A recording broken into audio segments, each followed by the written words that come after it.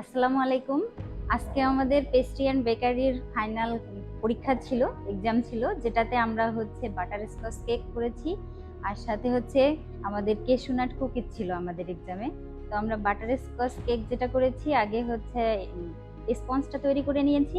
তারপর butter Scotch sauce করেছি, লেয়ারে সস দিয়েছি। তারপর বাটার স্কচ যে প্রালাইনটা আছে এটা করছি, করে কেক ডেকোরেশন করছি।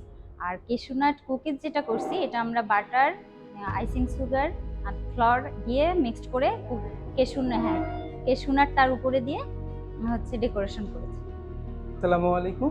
আজকে আমাদের ছিল বাটার কুকিজ এবং ব্ল্যাক ফরেস্ট কেক।